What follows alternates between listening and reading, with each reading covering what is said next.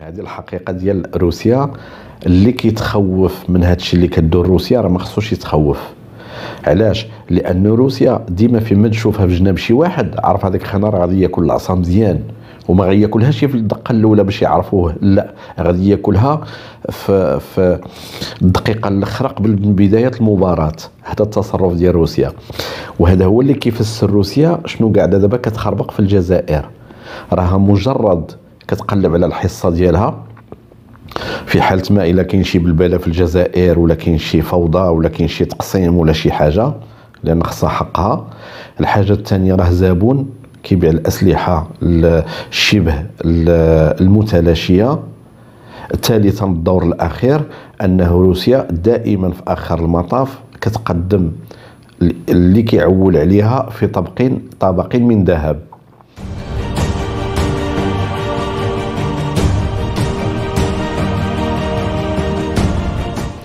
السلوك السياسي ديال الدول والمواقف ديالها في الأزمات خصنا نعرفوا بأنها دائما محكومة بالتاريخ ديال الدولة والثقافة ديال الدولة، هي اللي كتوجه السلوك وهي اللي كتعطينا التفسير الحقيقي لجميع التصرفات اللي كديرها كل دولة.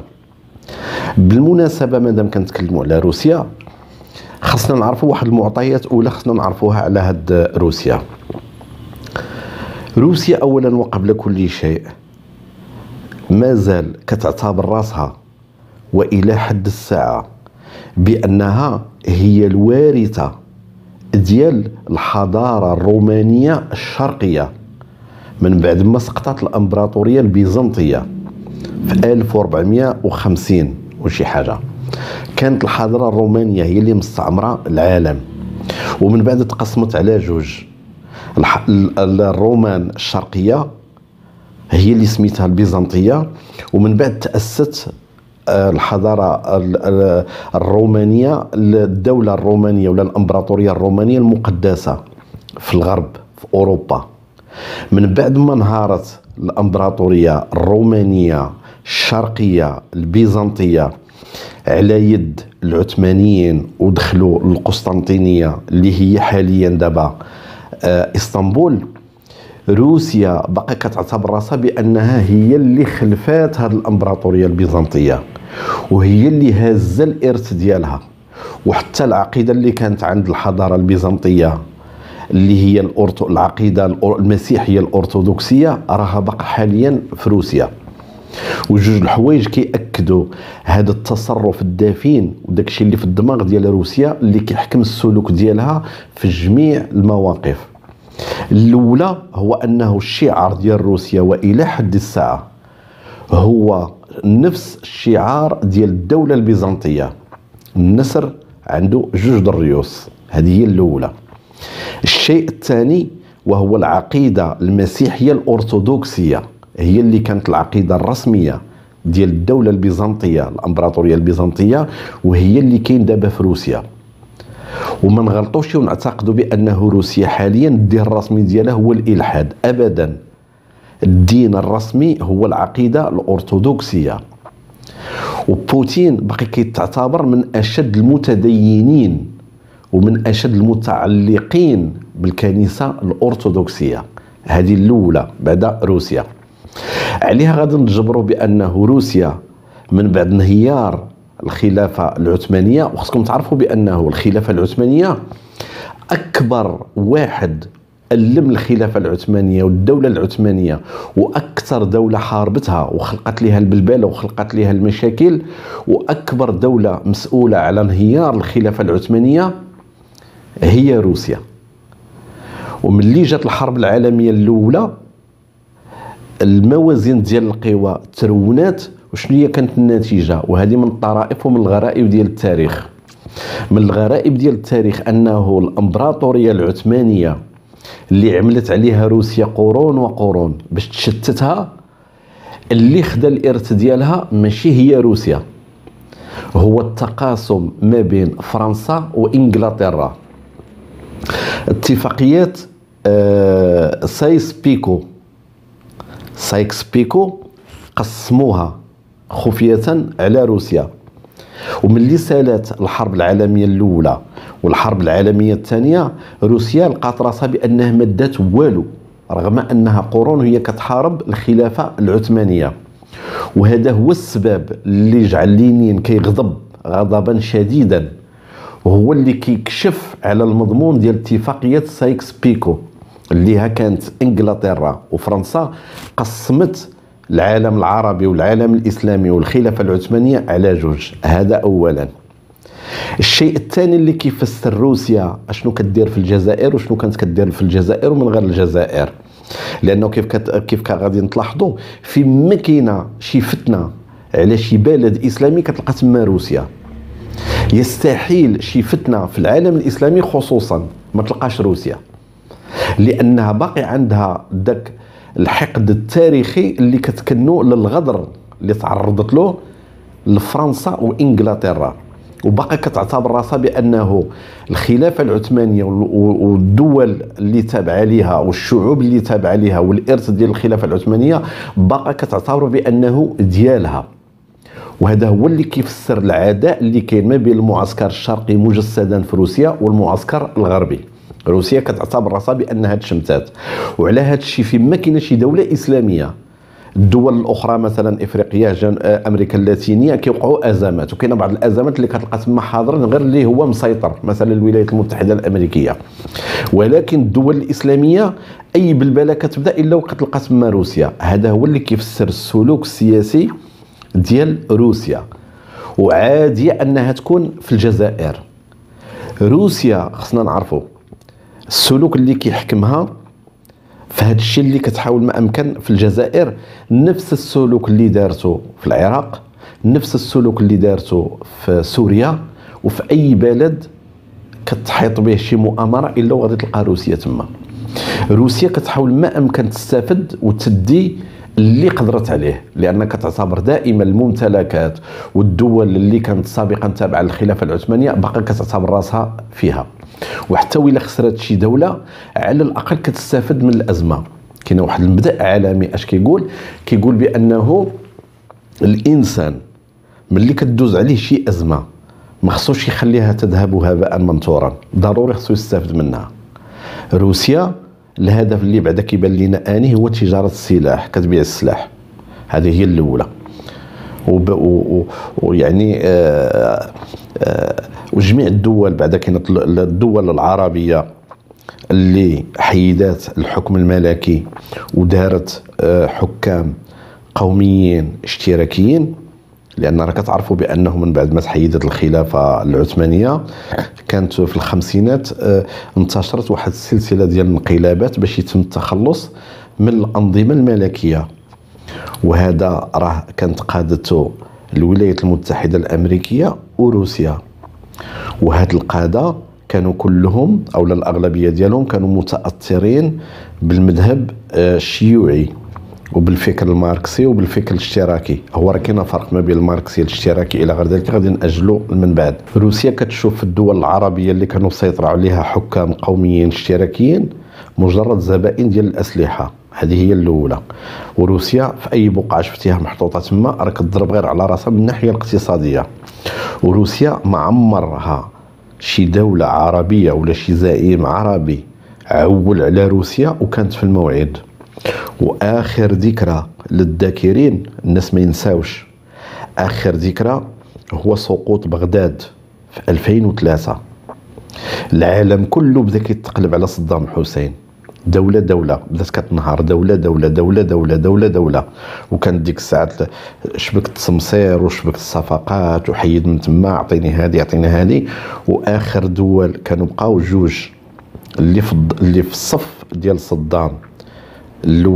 اخر دولة تركيا، من بعدها غادا تبقى روسيا هي الحليف الوحيد لصدام. قبل من العدوان ب 48 ساعة، قبل من العدوان ب 48 ساعة روسيا كتخوي بصدام. هذه الناس ما ينساوهاش. وما عمر شي دولة عولات على التحالف ديالها مع روسيا وطفراته. واللي بغى شي نموذج يكون يوريه لنا. روسيا من بعد انهيار الاتحاد السوفيتي في 1990، لان الاتحاد السوفيتي كانوا مشعلقين فيه بزاف ديال الحكام العرب القوميين الاشتراكيين، وكانوا كلهم مسخنين الكتاف ديالهم بالاتحاد السوفيتي. والاتحاد السوفيتي صراحة كان داير واحد التوازن، ولكن ملي انهار المعسكر السوفيتي في 1990 ونهار جدار برلين، الأنظمة اللي كانت عوالة على الاتحاد السوفيتي كلها تم التخلي عنها، والزعماء العرب اللي كانوا عوالين على الاتحاد السوفيتي فجأة لقاو راسهم بحال دوك الأطفال المتخلى عنهم، وتا واحد فيهم ما طفروا. شفنا المصير اللي كان ديال القذافي وليبيا، وكيفاش ولات ليبيا من بعد ما خوا بها الاتحاد السوفيتي وروسيا، وشفنا المصير شنو وقع في اليمن، شفنا كذلك مصر، وشفنا كذلك النظام ديال حافظ الأسد والعراق هو بيدو إلى غير ذلك. هذه الحقيقة ديال روسيا. اللي كيتخوف من هادشي اللي كدور روسيا راه ما خصوش يتخوف. علاش؟ لأن روسيا ديما فيما تشوفها في جناب شي واحد عرف هذاك الخنار غادي ياكل العصا مزيان، وما غياكلهاش في الدقه الاولى باش يعرفوه، لا، غادي ياكلها في الدقيقه الاخرى قبل بدايه المباراه. هذا التصرف ديال روسيا، وهذا هو اللي كيفسر روسيا شنو قاعده دابا كتخربق في الجزائر.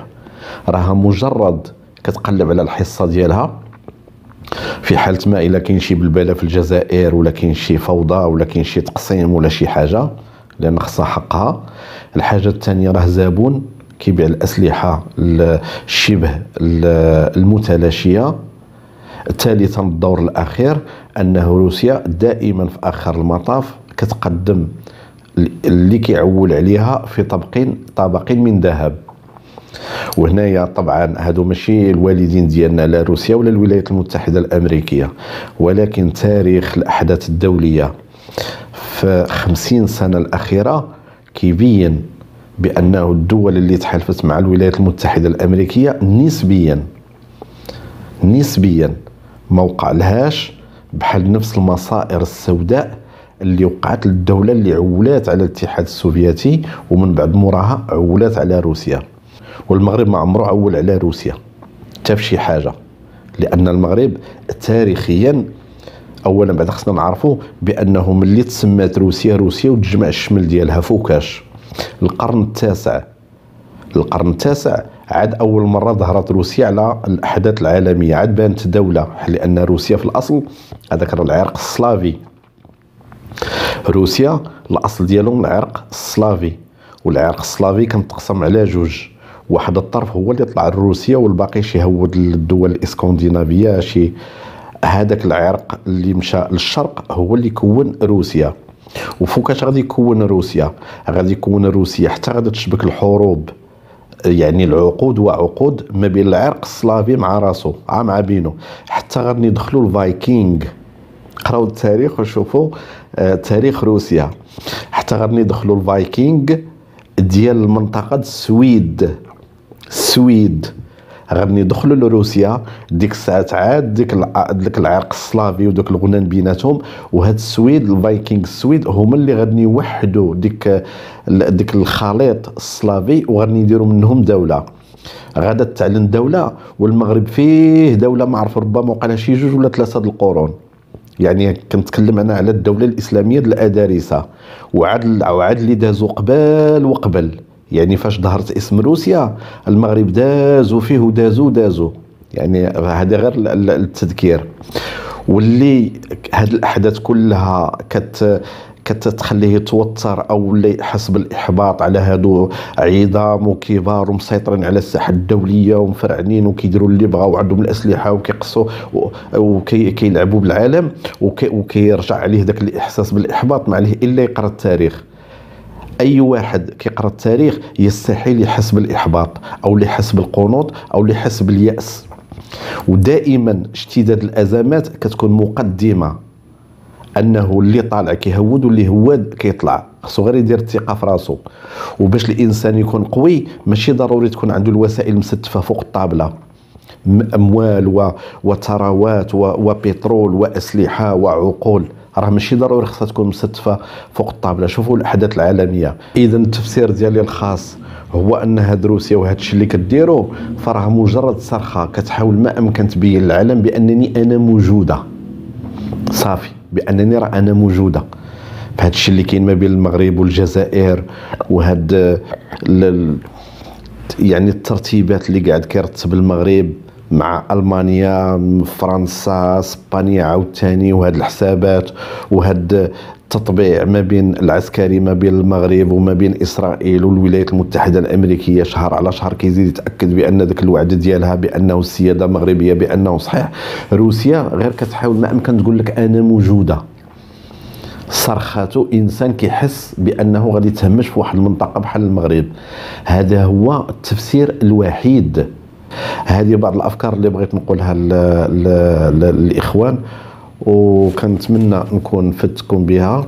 طبعا هذه المعلومات اللي كنعطيها انا راها ماشي اكاديميه، لان انا راه ماشي مؤرخ، ولكن هذه غير بعض الافكار كنا نقدمها لكم. ما تنساوش تدعمونا بالاشتراك وبلايك وبالتعليقات. دمتم في رعايه الله، والسلام عليكم ورحمه الله تعالى وبركاته.